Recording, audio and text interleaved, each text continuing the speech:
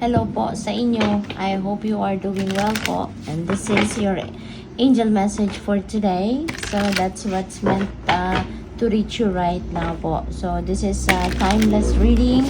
So kung kailan nyo po ito mapanood, that's when it's meant for you to hear the messages. So angel message po ninyo for today. Life isn't always easy. But a positive attitude mixed with prayer and gratitude will determine how quickly we overcome difficulties. Ayan. So, hindi naman talaga madali, 'di ba? Ang buhay, no? Everything is a process, 'di ba? Walang perfect journey, you know?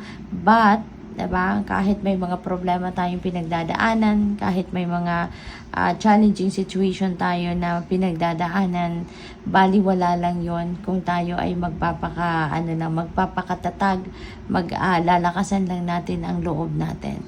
And let's always remember, 'di ba, na walang problema na walang solusyon, no?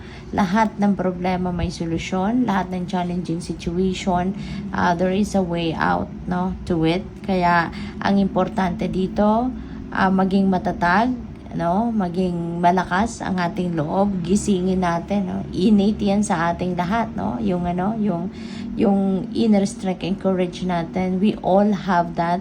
Ang sa iba lang, no, tulog ito, hindi ninyo ginigising, 'di ba? Kaya gisingin ninyo 'to, buhayin ninyo ito sa loob ninyo. Magpakatatag kayo, lakasan ninyo ang inyong loob, project positive attitude, positive outlook lang dapat, positive mindset lang tayo.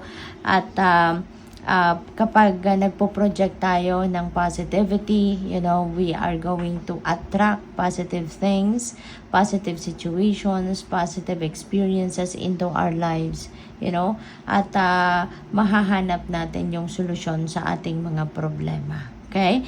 Kaya patuloy din tayong tumawag, no, sa Panginoon, patuloy tayong tumawag sa ating spirit team, sa ating mga guardian angels, sa ating mga ancestors, sa ating mga spirit guides, you know, magdasal at humingi tayo ng tulong sa kanila at pasasaan ba at magkakaroon din tayo ng linaw, no? Magkakaroon tayo ng clear direction, magkakaroon tayo ng clarity and enlightenment at mahahanap natin ng solusyon sa ating mga problema.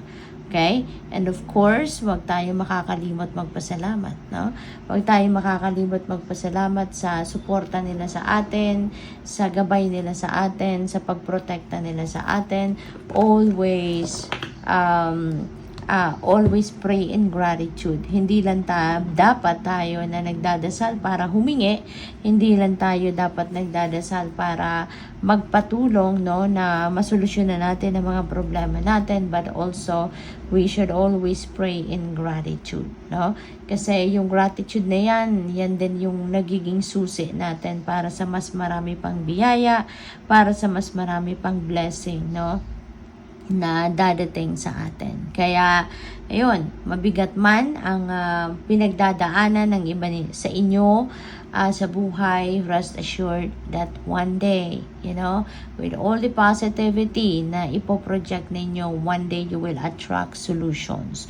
Kaya, tiyaga lang, diba? Continue to focus on what you are doing. Continue to focus on finding the solution, no, sa iyong problema at yan ay ibibigay sa iyo. Huwag kang susuko. Okay?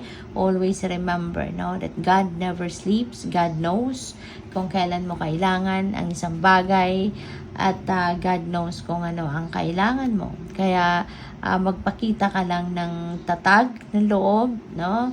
Lakasan mo lang ang inyong loob at patuloy na mag-isip, no, or mag-project ng positivity para yun din ang imamatch sa iyo ng universe. Lahat ng magagandang bagay, sitwasyon, solusyon sa problema, yun ang dadating sa iyo. Okay? Good luck po. Thank you for watching. Love and light. Namaste.